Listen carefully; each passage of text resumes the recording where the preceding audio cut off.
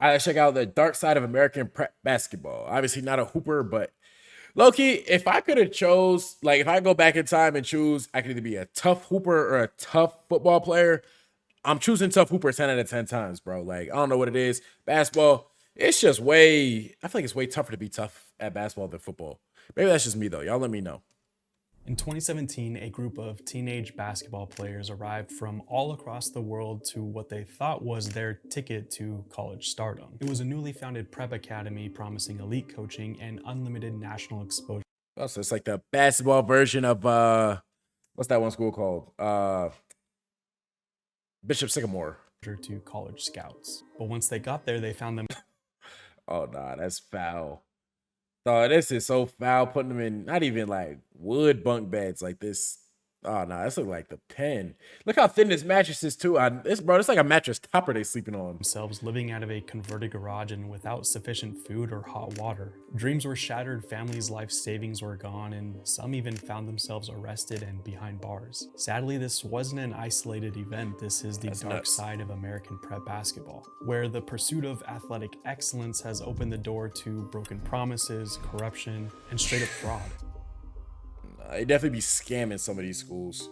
That's why Now, everyone going prep academies school. weren't always like Everyone going prep school. You gotta be like really, really locked in on making sure the shit actual thing.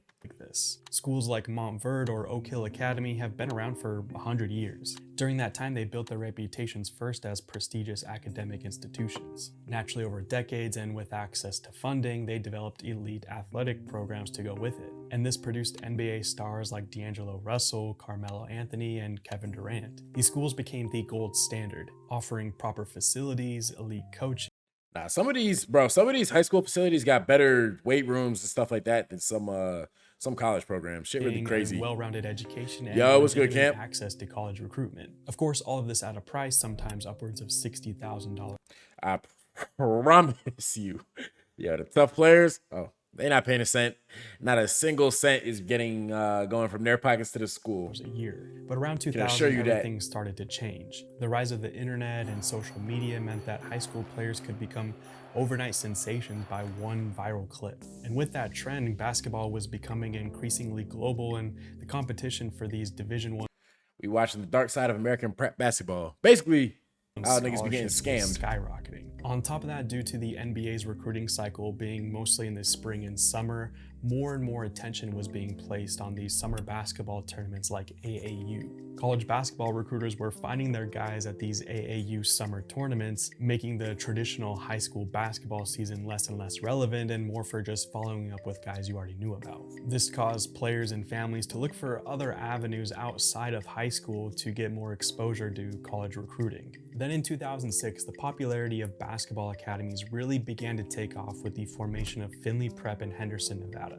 Founded by automotive millionaire Cliff Finley, it made no qualms about the fact Finley Prep, named after name of the school after yourself is kind of tough, low key. that this school was solely for developing elite basketball talent. We have one team, that's it. It's nothing like any school you've ever been to. Cliff recruited the best players from all across the country Yo, who is?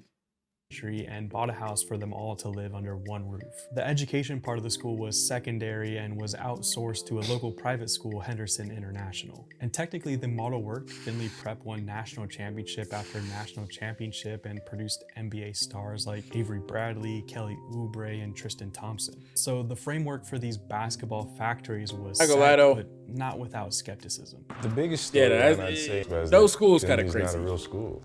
You know, our guys do what they want. I thought it was going to be a huge campus. The high school is just us. Regardless, Finley Prep's success sparked a gold rush. Dozens of similar academies started sprouting up all across the country, promising Because one thing too, when you don't do no work in high school, you get to college, you go somewhere like you're gonna have to actually do work. Oh, oof, it's gonna be tough. the same formula: exposure, elite coaching, and a fast track to Division I basketball. But unsurprisingly, this new and unregulated market created a hotbed for fraud. There are a lot of fly-by-night programs that's not accredited that, you know, can open up with a bag of money and say, hey, come here, an AAU program, and now let's go play a national schedule. So I get it. Well, it's a pretty novel high school basketball concept. Shannon Forest Christian School will play host to something called the 22 Feet Basketball Academy, which And some of these names, bro, like you hear 22 Feet Academy, what the hell is that? Like, you know for a fact that's not no real school. their goal is to compete against the likes of Oak Hill Academy and other national powers and develop not only basketball players but students in an area they found perfect. In 2013, Mike Rawson founded a school by the name of 22 Feet Academy. It was going to follow the same model as Finley Prep, housing all the players under one roof and outsourcing the education. And with Mike Rawson being from the UK originally and a former EuroLeague agent, his vision was to not only recruit domestic talent, but international as well. In no time at all, 22 Feet Academy was going to rival the likes of Montfort. I appreciate or that, Cam. IMG Yeah, no, it Academy was a fun video to with its make. elite That shit was coaching funny as staff hell. and facilities. However, it would only take a few short years for the facade to come crashing down. Rawson's vision quickly faded when bills for equipment and other necessities were going unpaid. The converted garage that upwards of 10 players Nah, they'd have to fight. I'd fight someone. were living I would in be at a fighting time someone was if this is becoming how I was vermin living. infested, and these promised upgraded facilities were nowhere to be found. The situation only grew worse when the authorities discovered that Rawson and his wife were running a visa fraud scheme. The consequences were devastating, including the arrest and deportation of Turkish player Mumin Tunk. The indictment stated that Rawson did not require regular school attendance, allowed students to take online courses in violation of their visas, and allowed them to transfer repeatedly without being properly sponsored on an updated Form I-20. The Rawson duo was charged with defrauding the United States. Nobody seemed to know all the other things that were going on underneath the surface. It seems to be the students that are the ones that are hurting right now.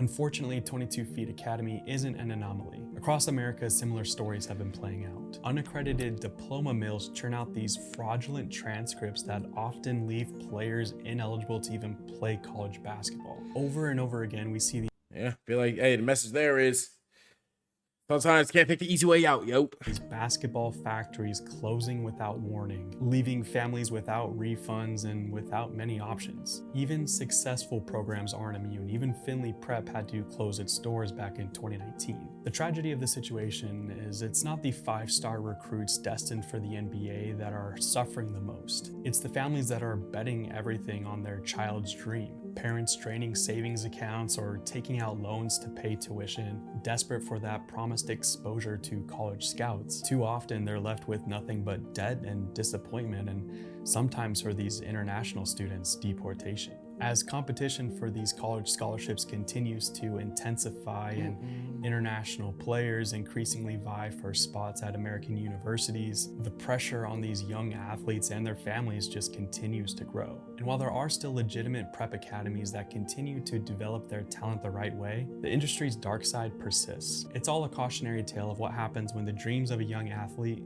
collide with corruption and unregulated greed. If you're considering going to a prep academy, do your research, check accreditation, talk with former students. Smooth little It's video too good here. to be true. It probably is. I'll see you guys. Smooth little video for sure. Way to start off the stream. Hey there. If you like that video, don't be afraid to hit the subscribe button. And then follow along on Twitch so you can catch all the live moments as they happen.